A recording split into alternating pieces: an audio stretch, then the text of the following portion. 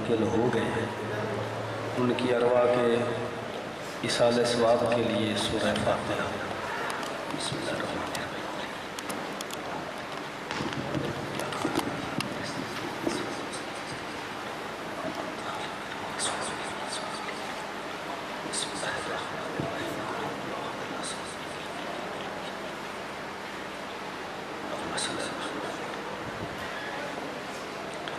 الہ العالمین بحق محمد وآل محمد علیہ السلام، تمام مومنین کا یہاں آیا عبادت میں معشور فرما اور اس عبادت کو اپنی مقدس بارگاہ میں شرف قبولیت بخش، تمام کی دلی حاجات اپنی بار شریعت پوری فرما۔ جن مومنین نے یہاں عزاداری کا سلسلہ شروع کیا اگر زندہ ہیں تو ان کو صحت و سلامتی عطا فرما، اور اگر اس دنیا سے چلے گئے محمد وآل محمد علیہ السلام کی شفاعت عظمیٰ نصیب فرما۔ ایک دفعہ درود پڑھیں محمد وآل محمد۔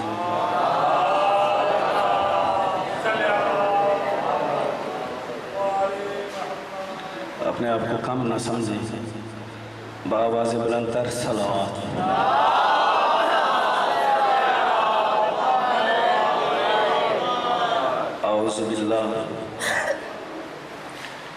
اعوذ باللہ من الشیطان الرجیم، بسم اللہ الرحمن الرحیم۔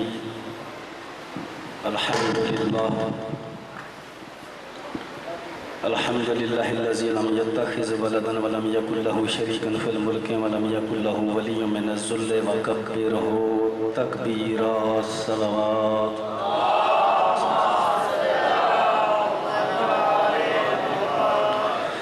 والصلاة والسلام علی سید الانبیاء والمرسلین،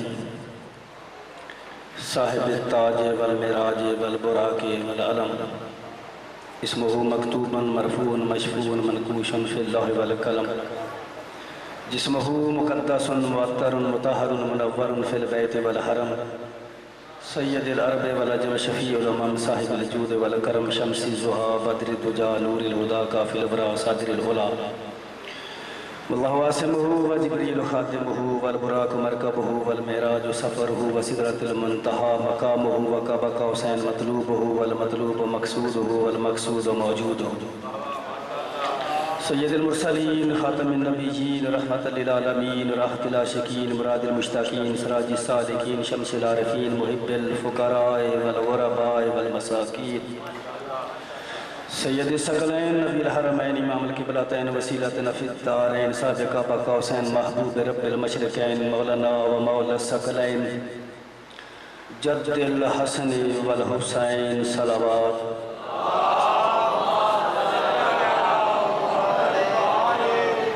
الذی من کان نبیا وآدم بین الماء والطین الفیض سرمد والاسود المسبزد المصطفى الامجد المحمود الاحمد حبیب الہ العالمین ابی القاسم محمد۔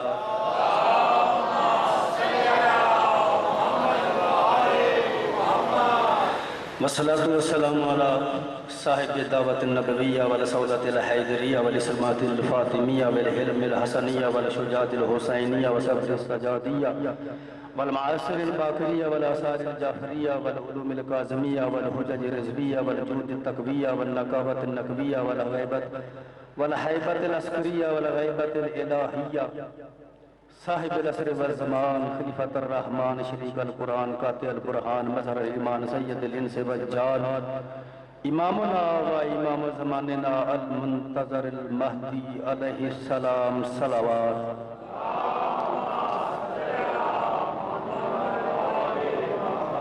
والصلاة والسلام علی آل بیتہ الطیبین الطاہرین المعصومین المظلومین الذین اذہب اللہ عنہم الرجس وطہرہم تطہیرا۔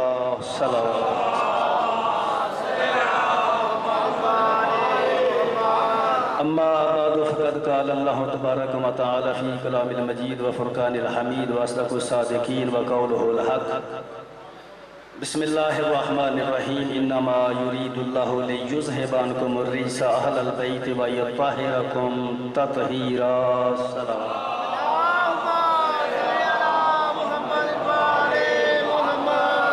جس جس جگہ صف عذاب بچھائی گئی ہے، اللہ رب العزت محرم الحرام کے ایام کو سلامتی کے ساتھ گزارے، بیمار مومنین مومنات کو شفائے کاملہ عاجلہ نصیب فرمائے، آپ کی تمام زحمتوں کو دام در میں سخن قدمے، جو بھی آپ کی کاوشیں ہیں، آپ کی سایہ جمیلہ امام حسین علیہ السلام کی ماں اپنے مقدس بارگاہ میں قبول فرمائے۔ ایام محرم میں آپ پیش کردہ آنسو سیدۃ النساء العالمین کے رومال کی زینت بنے، اور یہ قیامت کے دن آنسو آپ کی نجات کے لیے کافی ثابت ہوں۔ دوستو نوجوانوں، مجلس شبیر ایک عالمگیر یونیورسٹی ہے، جو ہے اس کا اصل مرکز تو کربلا میں ہے، اس کی برانچیں اور اس کی فرانچائز جگہ جگہ موجود ہیں، دنیا کے ہر شہر میں، ہر گاؤں میں، ہر گلی میں، اور اس کا ثبوت ساری مصروفیات چھوڑ کر آپ اس صف عذاب پر آ کر بیٹھے۔ انشاءاللہ العزیز باقی دنوں میں ہمارے جو نوجوان طالب علم اسکولوں کالجز اور یونیورسٹیوں میں جاتے ہیں، کما حقوق کوشش کروں گا ان کے جو ذہنوں میں سوالات ابھرتے ہیں یا ان پر جو کالجز کے اندر سوالات کیے جاتے ہیں، کسی حد تک اپنی توفیق کے مطابق، اپنی محدود صلاحیت کے مطابق ان کا جواب دے سکوں۔ نوجوانوں، دوستوں، بھائیوں، شروع سے ہی تضاد پیدا کیا جا رہا ہے کہ سب ایک جیسے ہیں۔ میں گزارش کر دوں کہ ہم کسی کی دل آزاری کے لیے یہاں جمع نہیں ہوتے، شیعہ سنی بھائی ہیں آپس میں، بلکہ میں تو کہتا ہوں کہ جس کا تعلق رسول سے ہے اس کا تعلق قلبی، روحانی، دینی، مذہبی نواسہ رسول اور آل رسول کے ساتھ بھی ہے۔ ہم تفریق نہیں پیدا کرتے سنی شیعہ میں، لیکن بہرحال کچھ اختلافات ہیں، ان کا ازالہ قرآن اور معصوم کے فرمان کی روشنی میں انشاءاللہ حت المقدور پیش کیا جائے گا۔ تو یہ کہنا کہ سارے برابر ہیں، ہم کسی پر اعتراض نہیں کرتے، کوشش کروں گا کہ آپ کی توجہات مبذول کراؤں قرآن مجید کی آیات مجیدہ کی طرف۔ دیکھیں تیسرے پارے کی پہلی آیت ہے، اس میں یہی ارشاد ہوتا ہے تلک الرسول فضلناہم علی بعض، کہ ہم نے بعض رسولوں کو بعض پر فضیلت دی ہے۔ تو میں یہ کہتا ہوں کہ جب رسول اور نبی سارے برابر نہیں، جن کی عصمت پر اللہ کا قرآن گواہ ہے، تو غیر معصوم پھر کیسے برابر ہو جائیں گے؟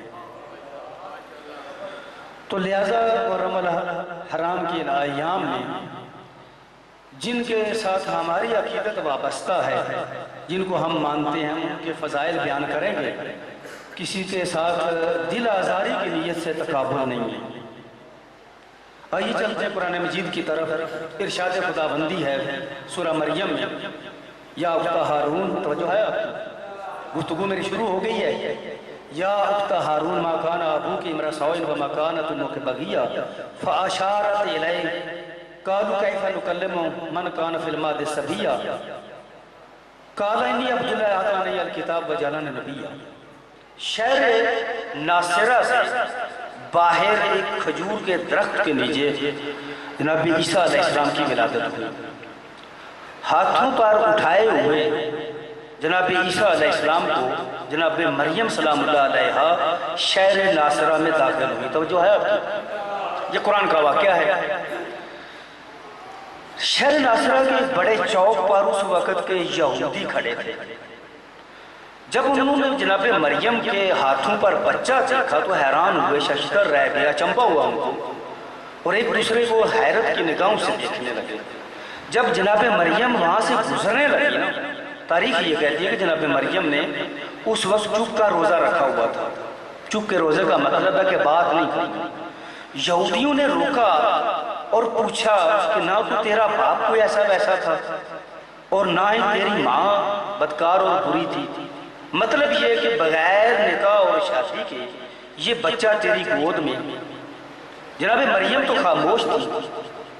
فَأَشَارَتْ إِلَيْهِ، جو ہاتھوں پر بچہ تھا نا اس کی طرف اشارہ کیا، مطلب کیا کہ جو کچھ پوچھنا چاہتے ہو وہ اس بچے سے پوچھو۔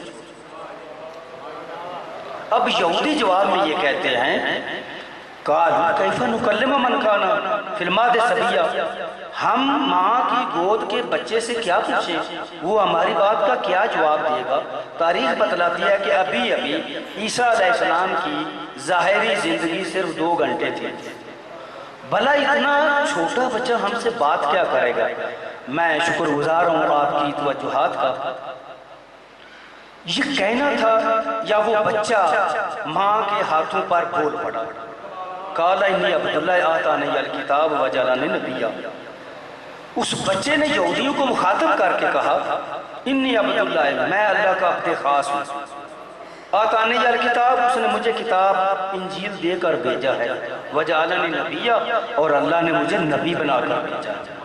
بس یہ سننا تھا۔ وہ یہودی واپس ہو گئے۔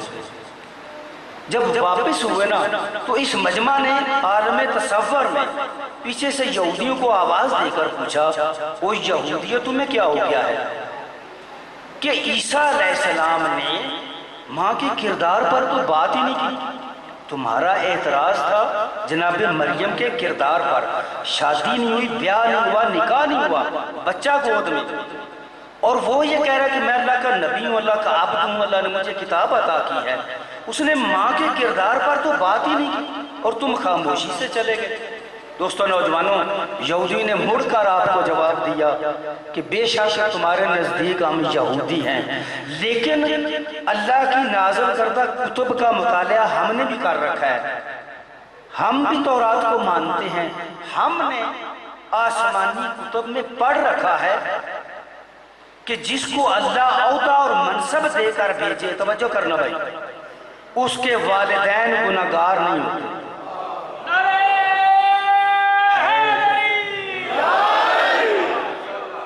اجرکم اللہ، ماشاءاللہ، شکر گزار ہوں آپ کا۔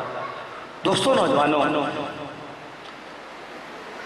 جب جناب مریم نے اشارہ کیا تھا کہ جو کچھ پوچھنا ہے وہ اس بچے سے پوچھو، تو اس سے پہلے بچے نے بات نہیں کی تھی، جناب عیسیٰ علیہ السلام نے بات نہیں کی تھی۔ بچے کا بولنا ابھی غیب میں تھا۔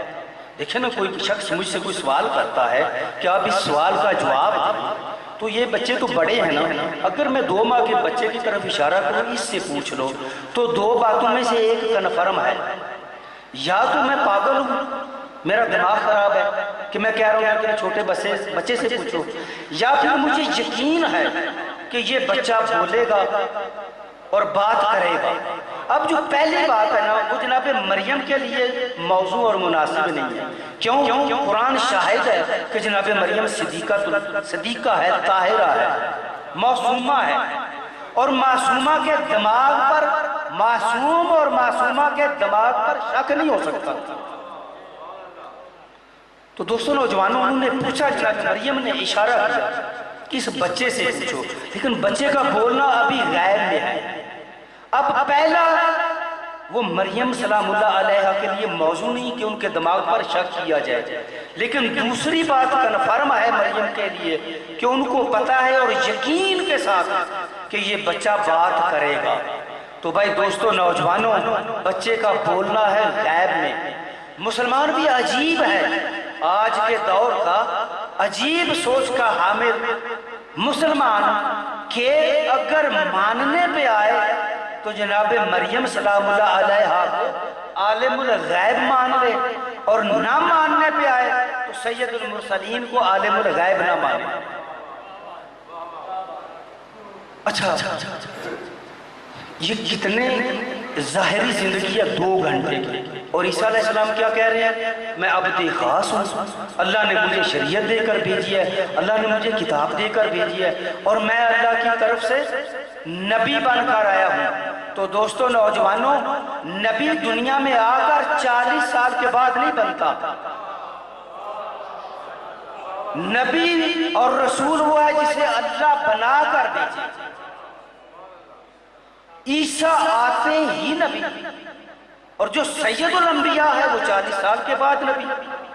یہ ہماری سمجھ میں نہیں آتا۔ اور دوستو نوجوانوں، یہی سبب ہے کہ جناب عیسیٰ نے آتے ہی بات کر کے دنیا والوں کو یہ بتایا کہ میں بھی معصوم ہوں اور میری ماں بھی معصومہ ہے۔ لیکن جناب عیسیٰ علیہ السلام کی ولادت بیت المقدس سے باہر ہوئی۔ جناب مریم گئی تھی لیکن آواز آئی تھی کہ یہ زچہ خانہ نہیں ہے، بچے کی ولادت اس عبادت گاہ سے باہر ہو، باہر چلی گئی۔ اب دنیا خود اندازہ کرے، چونکہ کمالات اور فضائل کی وجہ سے رتبے ہیں اور شرف ہے، اب انصاف سے دنیا یہ بتلائے کہ وہ افضل ہے جس کی ماں کو بیت المقدس سے نکالا گیا، یا وہ افضل ہے جس کی ماں کو گھر سے کعبے میں بلایا گیا۔ توجہ ہے ابھی؟ ایک وہ ہے جس کو بیت المقدس سے نکالا گیا، ایک وہ ہے جس کی ماں کو کعبہ میں بلایا گیا۔ جناب فاطمہ بنت اسد کعبے میں تشریف لائیں، آپ کی زحمتوں کو تمام کرتا ہوں، نیند آ رہی ہے میرے بھائی کو۔ نعرہ تکبیر، نعرہ رسالت، نعرہ حیدری، حسینیت، یزیدیت۔ علی کی ماں کعبے میں داخل ہوئی اور یہ دعا مانگی کہ میں تیری مومنہ ہوں، اور جو میرے پاس تیری ایمانت ہے، مشکل کشا، اس مشکل کشا کے صدقے میں میری مشکل آسان کر۔ یہ کہنا تھا، یا کعبے کی دیوار میں ایک در نمودار ہوا، ایک دیوار میں دراڑ نمود، دروازہ بنا دیوار کے اندر ایک نیا دروازہ۔ جناب فاطمہ بنت اسد اندر داخل ہو گئی، وہ دیوار پھر آپس میں مل گئی۔ فل کعبہ، حضور تشریف لائے علیہ السلام کو کعبہ کے مرکز میں۔ 3 دن ماں اور بیٹا کعبہ کے اندر رہے۔ 3 دن کے بعد رسول تشریف لائے، آ کر علی کو اپنے ہاتھوں میں لیا، یوں سمجھو کہ ریل رسالت میں قرآن ناطق آیا۔ اچھا، باتیں ہو رہی تھی دونوں بھائیوں میں، تو جناب فاطمہ بنت اسد نے کہا، بیٹا محمد، آپ کا بھائی آیا لیکن 3 دن ہو گئے ہیں، اس نے آنکھیں نہیں کھولی، اس نے کوئی بات نہیں مجھ سے کی۔ تو کہا، جس کا میں نے 30 سال انتظار کیا ہے کہ علی آئے تو اعلان رسالت کروں، کیا وہ علی میرا 3 دن انتظار نہیں کر سکتا؟ علی رسول کے ہاتھوں پر آئے، پہلی دفعہ آنکھیں کھولی، اور پہلی چیز آ کر جو دنیا میں دیکھی وہ چہرہ انور مقدس، چہرہ رسول کا تھا۔ آتے ہی رسول کے چہرے کی زیارت کی۔ دونوں بھائیوں میں باتیں ہوئی، جیسا ہمارے نہیں ہوتا، بڑی مدت کے بعد جو 2 بچھڑے ہوئے بھائی آپس میں ملتے ہیں تو پوچھتے ہیں بھائی سناؤ، تو ایسے رسول نے پوچھا بھائی علی سناؤ، یہ کہنا تھا۔ یا علی علیہ السلام نے کہا، یا رسول اللہ کیا سناؤں؟ تورات سناؤں، انجیل سناؤں، زبور سناؤں، قرآن سناؤں؟ اچھا، آتے ہی تیرے یہ تیبر ہیں، تو اس طرح کر قرآن سناؤ۔ آپ کہیں گے قرآن آسان ہے، نہیں، تورات اتر چکی تھی، زبور اتر چکی تھی، انجیل اتر چکی تھی، قرآن ابھی لوح محفوظ میں تھا، ابھی تو رسول نے اعلان رسالت ہی نہیں کیا، اس لیے قرآن مشکل تھا۔ آتے ہی رسول نے علی پر مشکل ترین سوال کیا، قرآن سناؤ۔ اب تلاوت شروع کی، بسم اللہ الرحمن الرحیم، قد افلح المؤمنون الذین هم فی صلاتہم خاشعون، مومن فلاح پا جائیں گے۔ آتے ہی مومنین کی کامیابی کی بشارت دی، اور پھر علامات بھی بتلائیں، وہ بھی سن لیں کہ مومن علی کی زبان سے کون ہوتا ہے، اور یہ آیات ہیں سورہ المومنون کی پہلی آیات ہیں۔ قد افلح المؤمنون الذین فی صلاتہم خاشعون والذین هم عن اللغو معرضون والذین هم للزکاۃ فاعلون والذین هم لفروجہم حافظون، کہ مومن وہ ہیں جو اپنی نمازوں میں خشوع پیدا کرتے ہیں، نماز جو زکوٰۃ دیتے ہیں، اور جو بیہودہ اور لغو قسم کی محفلوں سے گریز اور اجتناب کرتے ہیں، اور مومن وہ ہیں جو عفت و پاک دامنی کا کبھی دامن نہ چھوڑیں، جو صاحب کردار ہوں وہ ہے مومن۔ اب علی علیہ السلام کا ماننے والا ہو اور صاحب کردار نہ ہو، یہ نہیں ہو سکتا۔ علی کے ماننے والے کے لیے اپنے کردار اور پاک دامنی اور عفت کی حفاظت کرنا ضروری ہے۔ تو دوستو نوجوانوں، علی علیہ السلام کعبے میں آئے، میں مختصر کرتا ہوں، بخاری کی یہ روایت ہے، کہ مسلمان آئے پاک رسول کی خدمت میں، یا رسول اللہ آج پہلا دن آپ کی زحمت کام میں، کل سے انشاءاللہ تفصیلی گفتگو آپ کے شیروں کی زیارت ہو گئی ہے مجھے، یا رسول اللہ نئے نئے مسلمان ہو رہے ہیں، کعبے میں آتے ہیں تو گرمی کا موسم ہے، ان کو پیاس بہت زیادہ لگتی ہے، اگر آپ کی طرف سے اجازت ہو تو کعبے میں ہم پانی کے مٹکے رکھ لیں تاکہ مسلمان آئے طواف کے لیے تو پانی پئیں۔ تو پاک پیغمبر نے فرمایا یہ بات اللہ کو گوارا نہیں۔ پوچھا کہ اللہ کو کیوں نہیں گوارا؟ کہا اس لیے کہ مسلمان جب پانی پئیں گے تو ان کے منہ سے پانی کے قطرے کعبے کے فرش پر گریں گے، یہ بات اللہ کو پسند نہیں۔ کس کے منہ سے پانی کے قطرے گریں گے؟ کافر کے نہیں، مسلمانوں کے منہ سے پانی کے قطرے گریں گے، یہ بات اللہ کو پسند نہیں۔ اب آپ اندازہ کریں کہ علی کی ماں کتنا طاہرہ طیبہ اور پاکیزہ ہے کہ ماں بیٹا کعبے کے اندر 3 دن رہے۔ آؤ سب مل کر عرض کرتے ہیں کہ جناب مریم نے شادی کیوں نہیں کی، نکاح کیوں نہیں کیا؟ اگر شادی کا نکاح کرتی تو یہودیوں کے اعتراضات اور ان کی آبجیکشن سے بچ جاتی، ان کی طرف سے ان پر تہمتیں نہ لگتی۔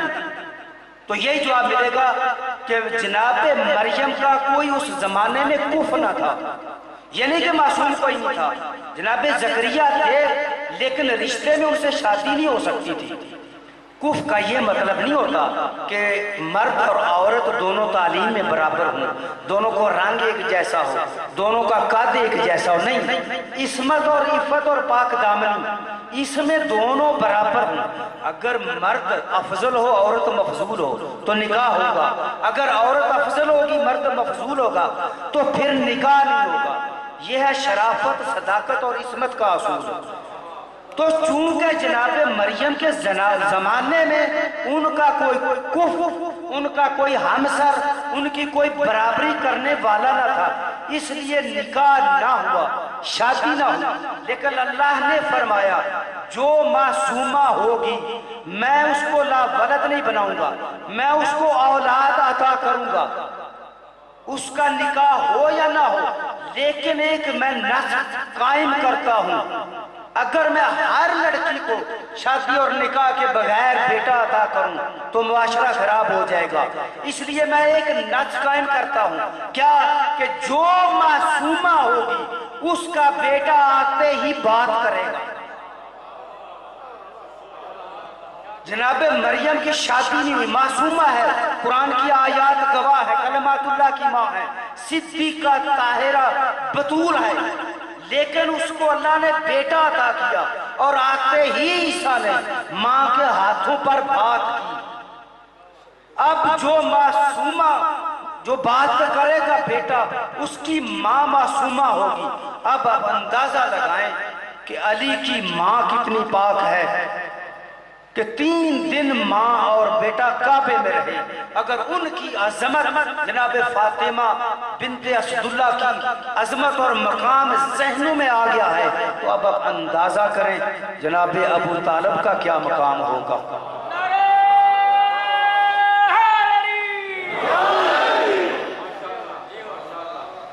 اللہ رب العزت آپ کی عزت میں اضافہ فرمائے۔ دوستوں نوجوانوں، اگر اس گھرانے کی عظمت دنیا والے سمجھ لیتے یا فقط مقام رسول ہی کو سمجھ لیا جاتا یا رسول کے بعد علی کی وصایت و جانشینی اور اس گھرانے کی عصمت، شرافت اور صداقت اور ولایت و امامت کو دنیا والے سمجھ لیتے تو نہ خلافت پر جھگڑا ہوتا اور نہ رسول کی بیٹی دربار سے خالی واپس آتی۔ دوستوں نوجوانوں آزاداروں، رسول دنیا سے پردہ کر گئے۔ رسول کی بیٹی ہر وقت کا رونا، دن کو رونا، رات کو رونا، چاہیے تو یہ تھا نا کہ مسلمان تعزیت کے لیے آتے علی علیہ السلام کے پاس، اپنی مستورات کو بھیجتے بنت پیغمبر کے پاس کہ ہمیں بڑا دکھ ہے آپ کے بابا کا، آپ کے بابا دنیا سے چلے گئے، ہم آپ کے غم میں شریک ہیں۔ غم میں شریک تو کیا ہونا تھا، مدینہ والوں کا ایک وفد رسول علی کے پاس پہنچا، کہا یا علی، ہر وقت رسول کی بیٹی روتی ہے، یا فاطمہ بنت پیغمبر دن کو روئے یا رات کو روئے، اگر دن کو روئے تو ہم رات کو سو لیں، رات کو روئے تو ہم دن کو آرام کر لیں، آپ رسول کی بیٹی سے کہیں کوئی وقت معین کرے۔ دوستو نوجوانوں، بنت پیغمبر کے لیے علی علیہ السلام نے ایک بیت الحزن بنوایا مدینہ سے باہر۔ کچھ دنوں کے بعد پتہ چلا کہ مسلمانوں نے وہ بیت الحزن بھی گرا دیا ہے۔ اپنے باپ کی قبر پر جا کر روتی، ایک دفعہ وہاں رو رہی تھی، یا اتنے میں جناب سلیمان پہنچے اور کہا سیدہ آپ تو بابا کی قبر پر رو رہی ہیں نا۔ ام کلثوم اور جناب زینب حسن اور حسین گھر میں رو رہے ہیں، پوچھا کیا ہوا، کہا کہ حکومت نے آپ کا حق دینے سے انکار کر دیا۔ سیدہ گھر میں آئی، ایک انتظام ہوا، کنیزوں کو ساتھ لیا، گھر سے لے کر دربار تک، مسجد میں دربار تھا، پردے کا انتظام ہوا۔ جب گھر سے چلی اور مسجد کے دروازے پر پہنچی نا، تو دروازے کے ساتھ ماتھا لگا کر کافی دیر تک بنت پیغمبر روتی رہی۔ کنیزوں نے پوچھا رسول کی بیٹی کیا ہوا، رو کیوں رہی ہو؟ تو فرمایا اسی دربار میں آیا کرتی تھی، میرے بابا تشریف فرما ہوتے تھے نا، جب میں باہر سے داخل ہوتی تھی تو میرے بابا اپنی جگہ سے اٹھ کھڑے ہوتے تھے، اور اٹھ کے کھڑے ہو کر میرے پاس آتے، آ کر میرے ہاتھ چومتے تھے اور مجھے پکڑ کر میرے بازو سے اپنی جگہ پر بٹھلاتے تھے۔ آج میں سوچ رہی ہوں دربار تو وہی ہے میرے بابا کا، پتہ نہیں کوئی میری تعظیم کے لیے کھڑا ہو یا نہ ہو۔ تعظیم کے لیے کیا کھڑا ہونا تھا، عزاداران حسین رسول کی بیٹی دربار میں گئی، تاریخوں نے بتلایا 4 گھنٹے کھڑی رہی، 4 گھنٹے، کسی نے نہیں پوچھا۔ 4 گھنٹے کے بعد پوچھا یہ کون ہے دربار میں، بتلایا گیا رسول کی بیٹی ہے فاطمہ بنت رسول۔ کیوں آئی؟ اپنا حق لینے کے لیے۔ کون سا حق؟ تو بی بی نے فرمایا جو میرے بابا نے فدق میرے نام پر ہبہ کیا تھا نا، میں وہ لینے کے لیے ہوں۔ عزاداران حسین، اس نے کہا کوئی گواہ ہے؟ حسنین کریمین کو آگے پیش کیا، اس نے کہا اصل کے لیے فرع کی گواہی قبول نہیں، یعنی بیٹوں کی گواہی باپ کے لیے قبول نہیں ہے۔ اچھا کوئی تیرے پاس اور ثبوت؟ کہا میرے بابا نے میرے نام پر تحریر لکھی تھی۔ اچھا اگر کوئی تحریر ہے تو وہ ہمیں دکھلائی جائے۔ سیدہ نے برقع سے ایک رکا نکالا، ایک تحریر نکالی، اس کے ہاتھ کی طرف بڑھایا، اس نے کھول کر پڑھا، لکھا ہوا تھا میں محمد بن عبداللہ یہ فدق کی جاگیر اپنی بیٹی کے نام ہبہ کر رہا ہوں، جو کوئی اس کو تبدیل کرے گا تو اللہ دیکھنے والا اور سننے والا ہے۔ یہ دوسرا مسلمان جو ساتھ کھڑا تھا نا، اس نے وہ تحریر لی، فشقہا شقتاً، اس تحریر کے پرزے کر دیے۔ تاریخوں میں تو کچھ اور بھی لکھا ہے لیکن میں پڑھ نہیں سکتا کہ اس نے اس رکے کی کچھ بدتمیزی بھی کی تھی۔ جب یہ تحریر پھٹ گئی نا تو اس وقت شہزادی روتی ہوئی واپس آئی، حق نہیں ملا۔ جب بابا کے دربار دوبارہ مزار پر قبر پر آئیں تو بابا کی قبر سے لپٹ کر بیان کیے، اور ایک جملہ کا تاریخ میں محفوظ ہے، صبت علیہ مصائب اللہ اللہ صبت علیہ ایام سرنا لیا لیا، بابا مجھ پر تیرے بعد وہ مصیبتیں آئی ہیں کہ اگر دنوں پر پڑتی تو سیاہ راتوں میں تبدیل ہو جاتی۔ بابا تیرے بعد امت نے میرے ساتھ وہ سلوک کیا ہے جو ایک مسلمان غیر مسلم کے ساتھ بھی نہیں کر سکتا۔ جب نانا اپنے بابا کے مزار سے واپس آئی نا، دروازے پر دروازہ کھولا، بیٹی اندر انتظار کر رہی تھی۔ اماں کس نے رلایا، کیوں رو رہی ہے؟ کیا فدق کا حق نہیں ملا اس لیے رو رہی ہے؟ تو بطول نے فرمایا میں فدق کو نہیں رو رہی، جو طور طریقے میں دربار کے دیکھ رہ کر آئی ہوں نا، مجھے لگتا ہے کہ آنے والے وقت میں تیرے سر پر مسلمان چادر نہیں چھوڑیں گے۔ عزاداران حسین سیدہ فرماتی ہیں میں سوچا کرتی تھی کہ جس کے 18 بھائی ہیں اور ان میں ایک عباس جیسا بھائی ہو اور اس کے سر پر چادر، یہ کیسے ممکن ہو سکتا ہے؟ فرماتی ہے 10 محرم کربلا کا میدان 61 ہجری، مجھے اس وقت ماں کا کہنا یاد آیا جب شمر نے یہ اعلان کیا لوٹو تبرکات علی و بطول کو قیدی بنا کے لے چلو، آل رسول کو، بعد رسول خانوادہ رسول کو اتنا تنگ کیا گیا، اتنا تکلیفیں دی گئیں کہ جناب سیدہ پاک رسول کے بعد فقط 95 دن اس دنیا میں موجود رہے، اور جب وقت قریب آیا تو وصیت کی یا علی میں دنیا سے رخصت ہو رہی ہوں، میرے بعد زیادہ وقت گھر میں رہنا، اور مولا میری قبر پر رات کو آ کر تلاوت کرنا، یا علی میرے بعد ایک شادی کرنا، کلابیہ خاندان سے اس کا نام فاطمہ ہے، بعد میں وہ ام البنین کہلائے گی، اس سے کیوں شادی کروں؟ اس لیے کہ جب وہ میرے گھر میں آتی ہے نا تو جہاں سے میرے بچے حسنین کریمین گزرتے ہیں ان کے پاؤں کی جو مٹی ہے اس کو آنکھوں سے لگاتی ہے، اس کو چومتی ہے، میں سمجھتی ہوں کہ جو اس سے اولاد ہوگی وہ میری اولاد سے بڑی وفا کرے گی، اور یا علی خیال رکھنا میرے حسین کو پیاس بہت لگتی ہے، پیاس بہت لگتی ہے، اور ایک وصیت جناب زینب سلام اللہ علیہ کہ بیٹی میرے بعد جب میرا بیٹا عباس آئے نا تو اس کو کہنا اماں بطول سلام کرتی تھی، اماں بطول کا سلام قبول ہو۔ عزاداران حسین انتقال ہو گیا پیغمبر کی بیٹی کا، علی علیہ السلام نے کفن اور غسل کا خود اہتمام کیا،